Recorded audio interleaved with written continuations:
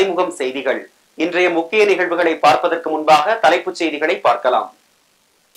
பாஜக ஆட்சியில் தமிழ்நாட்டுக்கு கொண்டுவரப்பட்ட சிறப்பு திட்டங்கள் என்ன? கச்சத்தீவு விவகாரத்தில் பிரதமர் மோடிக்கு முதலமைச்சர் மு.க. ஸ்டாலின் கேள்வி. துரை வைகோவை வெற்றி பெற வைப்பதே தங்கள் குறிக்கோள். தீப்பெட்டி சின்னத்திற்கு வாக்கு கேட்டு அமைச்சர்கள் KN நேரு, அன்பில் மகேஷ் ஆகியோர் பரப்புரை. டெல்லி முதல்வர் அரவிந்த் கெஜ்ரிவாலுக்கு ஏப்ரல் 15ஆம் தேதி வரை நீதிமன்ற காவல். டெல்லி CBI சிறப்பு நீதிமன்றம் உத்தரவு. தேர்தல் நேரத்தில் அரசியல் கட்சிகளுக்கு எதிராக கெடுபிடி நடவடிக்கை எடுக்கக்கூடாது. வருமான வரித்துறைக்கு உச்சநீதிமன்றம் அறிவுரை. சனாதன வழக்கு விசாரணை மே 6ஆம் தேதிக்கு ஒத்திவைப்பு. ரிட் மனுவில் திருத்தம் மேற்கொள்ள உதயநிதி ஸ்டாலினுக்கு 3 வாரம் அவகாசம் வழங்கி உச்சநீதிமன்றம் உத்தரவு. தேர்தலுக்காக திடீர் மீனவர் பாச நாடகத்தை பிரதமர் மோடி அரங்கேற்றுவதாக முதலமைச்சர் மு.க. ஸ்டாலின் குற்றம் சாட்டியுள்ளார். கச்சத்தீவு விவகாரத்தில் திமுக இரட்டை வேடம் போடுவதாக பிரதமர் மோடி குற்றம் சாட்டியிருந்தார். இந்நிலையில் கச்சத்தீவு விவகாரத்தில் தேர்தலுக்காக திடீர் மீனவர் மீது பாச நாடகத்தை பாஜக அரங்கேற்றுவதாக முதலமைச்சர் மு.க. ஸ்டாலின் குற்றம் சாட்டியுள்ளார். இதன் காரணமாக பிரதமர் மோடிக்கு முதலமைச்சர் மு.க. ஸ்டாலின் 3 கேள்விகளை எழுப்பியுள்ளார். இது தொடர்பாக மு.க. ஸ்டாலின் வெளியிட்டுள்ள ட்விட்டர் பதிவில் 10 ஆண்டுகளாக கும்பகர்ண தூக்கத்தில் இருந்துவிட்டு தேர்தலுக்காக திடீர் மீனவர் மீது பாச நாடகத்தை அரங்கேற்றுவதாக குறிப்பிட்டுள்ளார். தமிழ்நாடு ₹1 வரியாக தந்தால் ஒன்றிய அரசு 29 பைசா மட்டுமே திருப்பி தருவது ஏன் என்றும், 2 இயற்கை பேரிடர்களை அடுத்தடுத்து எதிர்கொண்ட போதும் தமிழ்நாட்டுக்கு ₹1 கூட வெள்ள நிவாரணம் வழங்காதது ஏன் எனவும் கேள்வி எழுப்பியுள்ளார்.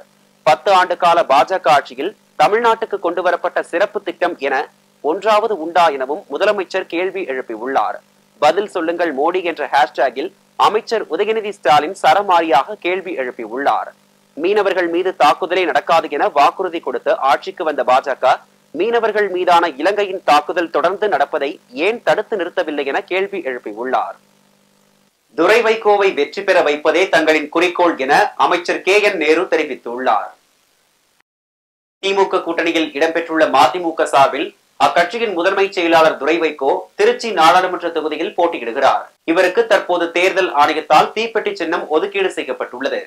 இந்நிலையில் துரை வைகோவை ஆதரித்து திமுக திருச்சி தெற்கு மாவட்ட செயலாளரும் பள்ளி கல்வித்துறை அமைச்சர் அன்பில் மகேஷ் தலைமையில் திருவெரும்பூர் வடக்கு ஒன்றியம் திருநெடுங்களத்தில் தேர்தல் பரப்புரை பயணம் தொடங்கியது. முன்னதாக அமைச்சர்கள் KN நேரு, அன்பில் மகேஷ் ஆகியோருடன் திருநெடுங்களத்தில் உள்ள அருள்மிகு திருநெடுங்கடநாதர் திருக்கோவிலில் துரை வைகோ சிறப்பு தரிசனம் செய்தார். பிரச்சாரம் தொடங்கிய போது தீப்பெட்டி மாலையை துரை வைகோவுக்கு அணிவித்து திமுகவினரும் திருநெடுங்களம் பொதுமக்களும் வரவேற்றனர். அதேபோல் திமுக முதன்மை செயலாளரும் தமிழக நகர்ப்புற வளர்ச்சித்துறை அமைச்சர் KN நேரு பிரச்சார பயணத்தை தொடங்கி வைத்து துரை வைகோவை ஆதரித்து உரையாற்றினார். எனவே நல்ல அடையாளம் கண்டு அவர்கள்தான் அகன்று போகிறார்களே தவிர நிச்சயமாக மத்தியிலே இந்தியா கூட்டணி வெற்றி பெறும். நம்முடைய முதலமைச்சர் சொல்வது போல அப்படி வெற்றி பெற்றால் தமிழ்நாட்டுக்கு வரக்கூடிய அனைத்து திட்டங்களும் வந்து சேரும். அதற்கு ஒரு வாய்ப்பு தான் நம்முடைய துரை வைகோ அவர்கள்.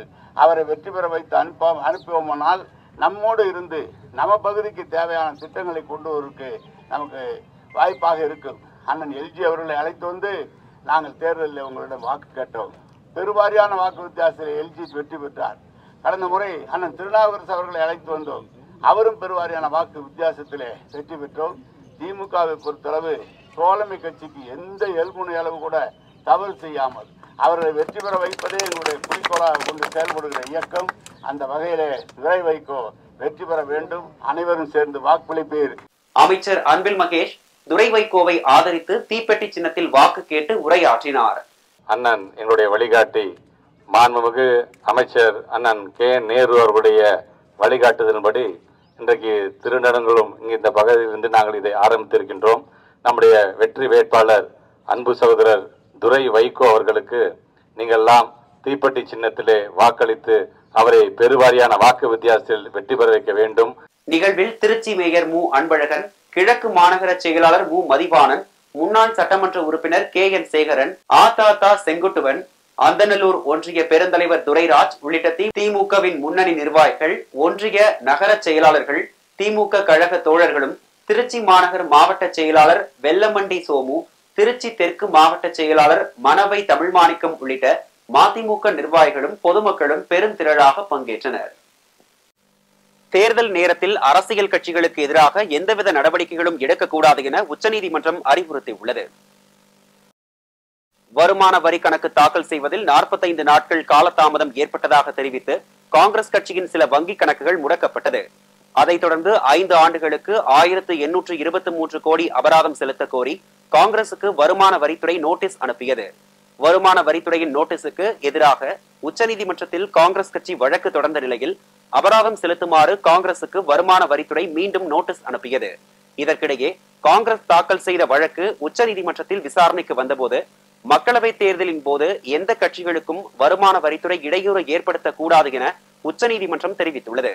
அரசியல் கட்சிகளுக்கு எதிராக நடவடிக்கைகளை தற்போது எடுக்க வேண்டாம் என வருமான வரித்துறைக்கு அறிவுறுத்தி விசாரணையை ஜூலை மாதத்துக்கு ஒத்திவைத்து உச்சநீதிமன்றம் உத்தரவிட்டது. ராணிப்பேட்டை சோளிங்கரில் அதிமுக சார்பில் அரக்கோணம் மக்களவை தொகுதியில் போட்டியிடும் வேட்பாளரை ஆதரித்து எடப்பாடி பழனிசாமி பிரச்சாரம் மேற்கொண்டார். நாடாளுமன்ற தேர்தல் ஏப்ரல் 19ஆம் தேதி நடைபெறவுள்ள நிலையில் அதிமுக சார்பிலும் அதன் தலைமையிலான கூட்டணி கட்சிகளின் சார்பிலும் போட்டியிடும் வேட்பாளர்களை ஆதரித்து அக்கட்சியின் பொதுச் செயலாளரும் சட்டமன்ற எதிர்க்கட்சி தலைவருமான எடப்பாடி பழனிசாமி திருச்சியில் இருந்து தனது முதல் பிரச்சாரத்தை தொடங்கி தமிழகம் முழுவதும் சுற்றுப்பயணம் மேற்கொண்டு வருகிறார். அதன் தொடர்ச்சியாக அரக்கோணம் நாடாளுமன்ற தொகுதியில் அதிமுக வேட்பாளர் ஏஎல் விஜயனை ஆதரித்து எடப்பாடி பழனிசாமி பரப்புரை மேற்கொண்டார்.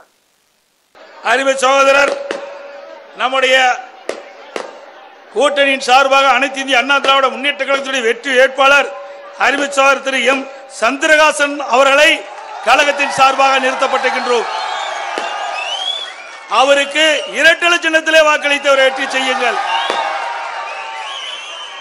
திரு சந்திரகாசன் அவர்களுக்கு இரட்டை சின்னத்திலே வாக்களித்து வெற்றி பெறுங்கள்.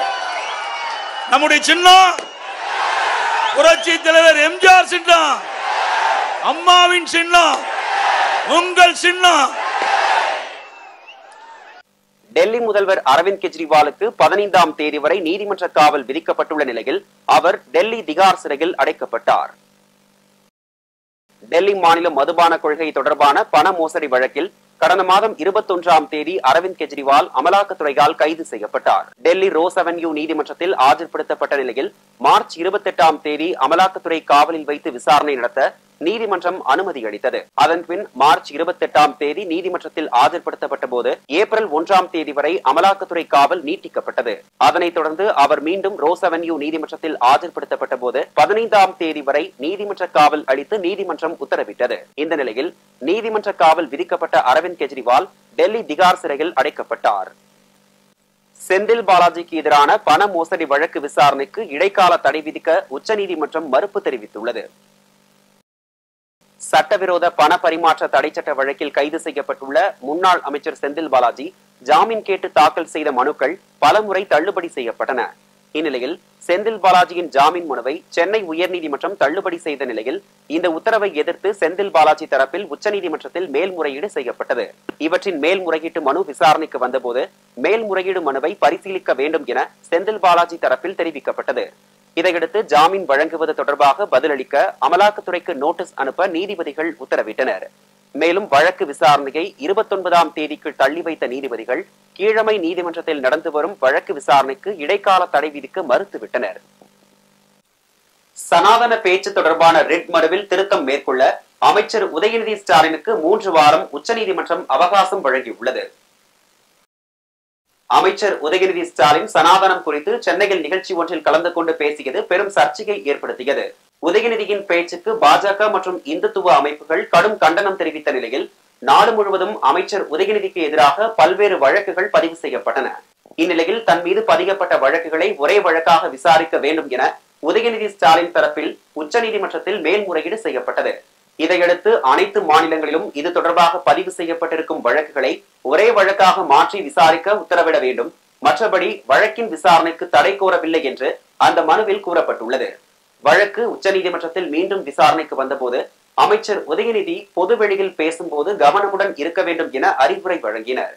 இதனையடுத்து விசாரணையை மே 6ஆம் தேதிக்கு தள்ளி வைத்த உச்சநீதிமன்றம் ரிட் மனுவில் திருத்தம் மேற்கொள்ள அமைச்சர் உதயநிதி ஸ்டாலினுக்கு 3 வாரம் அவகாசம் வழங்கியுள்ளது.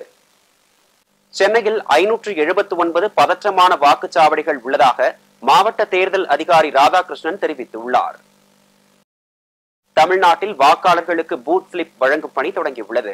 இந்நிலையில் ஒவ்வொரு மாவட்டத்திலும் தேர்தல் நடத்தும் அதிகாரிகள் வாக்காளர்களுக்கு பூத் ஸ்லிப் வழங்கும் பணியை மேற்கொண்டு வருகின்றனர். பூத் ஸ்லிப் விநியோகம் வரும் 14ஆம் தேதியுடன் நிறைவடையும் என்று தேர்தல் ஆணையம் தெரிவித்துள்ளது. இதன் காரணமாக சென்னை வேப்பேரி ரித்தட்சன் சாலையில் உள்ள வாக்காளர்களுக்கு மாவட்ட தேர்தல் அதிகாரி ராதாகிருஷ்ணன் பூத் ஸ்லிப் வழங்கி ஆய்வு மேற்கொண்டார். அப்போது செய்தியாளர்களை சந்தித்த அவர், ஏப்ரல் 13ஆம் தேதிக்குள் சென்னை வாக்காளர்களுக்கு பூத் ஸ்லிப் தரும் பணியை முடிக்க திட்டமிட்டுள்ளதாக தெரிவித்தார். இன்னைக்கு ஒரு மிக முக்கியமான நாள். ஏனென்றால் நம்ம வாக்குச்சீட்டுன்னு சொல்லுவோம், ஓட்டர் ஸ்லிப். அது தேர்தல் ஆணையத்தின் ஆணையின்படி அதுக்குட்பட்டு நம்ம எல்லா 16 கான்ஸ்டிடுவன்சிலையும் சென்னை உட்பட்டு இன்றைக்கி ஸ்டார்ட் பண்ணியிருக்கோம்.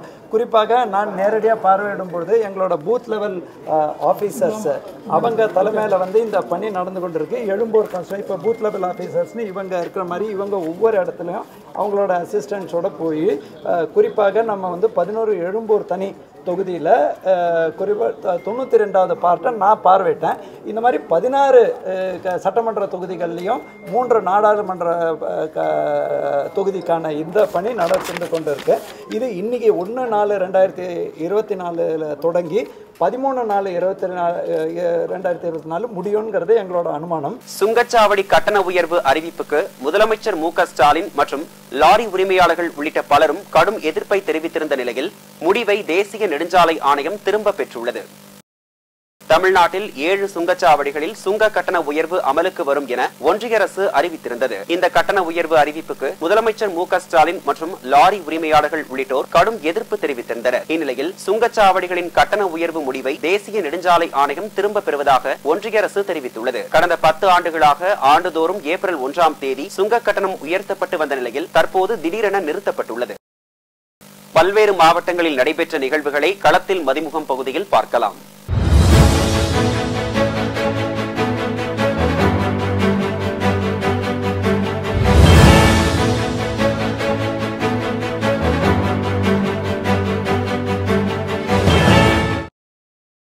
மத்திய சென்னையில் போட்டியிடும் பாஜக வேட்பாளர் வினோத் பி செல்வத்தை ஆதரித்து பாமக சார்பில் வில்லிவாக்கத்தில் பொதுக்கூட்டம் நடைபெற்றது. கூட்டத்தில் பேசிய பாமக தலைவர் அன்புமணி ராமதாஸ், பிரதமரின் நட்பை பயன்படுத்தி எத்தனையோ திட்டங்களை தங்களால் கொண்டுவர முடியும் என கூறினார். வடசென்னை தொகுதியில் பாஜக சார்பில் போட்டியிடும் பால் கனகராஜ் தேர்தல் பிரச்சாரத்தை தொடங்கியுள்ளார். முதற்கட்டமாக கொருக்குப்பேட்டை நாகாத்தம்மன் கோவிலில் இருந்து பிரச்சாரத்தை துவங்கிய பால் கனகராஜ் கொருக்குப்பேட்டை மற்றும் அதை சுற்றியுள்ள பகுதியில் வாகனத்தில் பிரச்சாரம் மேற்கொண்டார். அப்போது சில இடங்களில் வீதி வீதியாக நடந்து சென்றும் பிரச்சாரத்தில் ஈடுபட்டார்.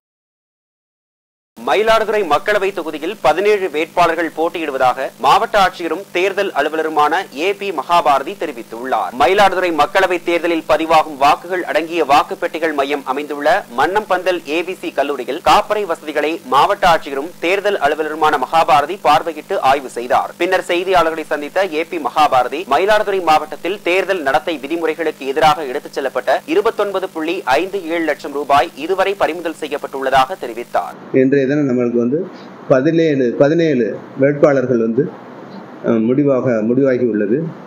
தேர்தல் சம்பந்தமான புகார்கள் விதிமீறல்கள் நடவடிக்கை எடுக்கிறதுக்கு சட்டமன்ற தொகுதிகளுக்கு 3 குழுக்கள் வீதம் 9 பறக்கும் படை மற்றும் நிலையான கண்காணிப்பு குழுக்கள். அரியலூர் மாவட்டம் வாரணாசியில் விடுதலை சிறுத்தைகள் கட்சியின் வேட்பாளர் தொல் திருமாவளவன் மற்றும் போக்குவரத்து துறை அமைச்சர் சிவசங்கர் தேர்தல் பிரச்சாரம் மேற்கொண்டனர்.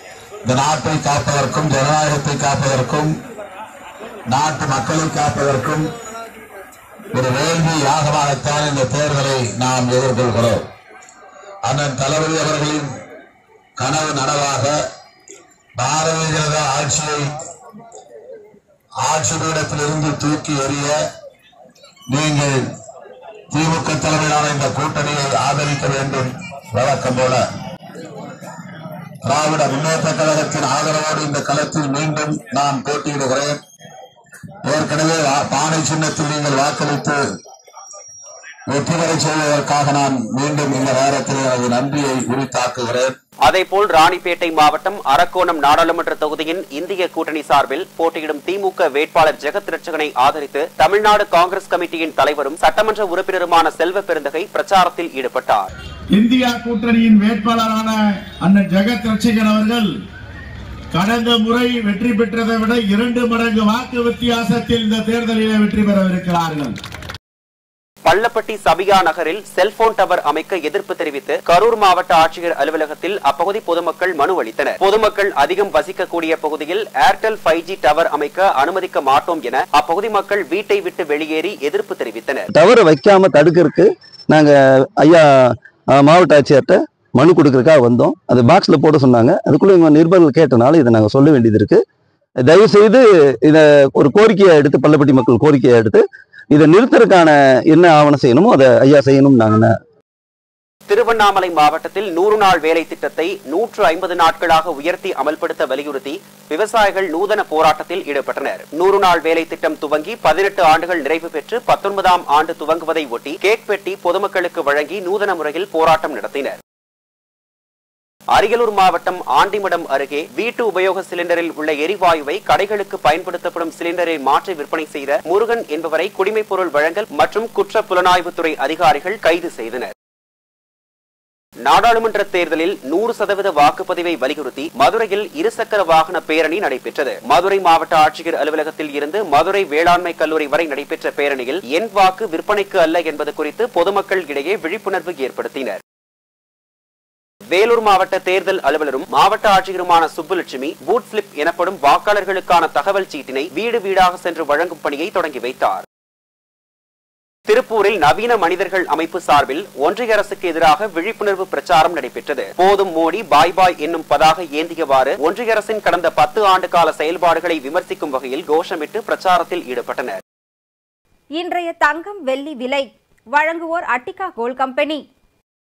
சென்னையில் 22 கேரட் ஆபரண தங்கத்தின் விலை கிராமுக்கு 85 ரூபாய் உயர்ந்து 1 கிராம் தங்கத்தின் விலை 6455 ரூபாய்க்கு விற்பனை செய்யப்படுகிறது.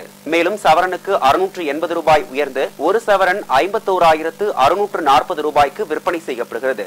அதேபோல் வெள்ளியின் விலையும் கிராமுக்கு 60 காசுகள் உயர்ந்து 1 கிராம் வெள்ளி 81 ரூபாய் 60 காசுகளுக்கும் 1 கிலோ வெள்ளி 81600 ரூபாய்க்கும் விற்பனை செய்யப்படுகிறது. பாகிஸ்தான் முன்னாள் பிரதமர் இம்ரான் கான் அவரது மனைவிக்கு விதிக்கப்பட்ட சிறை தண்டனையை நிறுத்தி வைத்து இஸ்லாமாபாத் உயர்நீதிமன்றம் உத்தரவிட்டுள்ளது.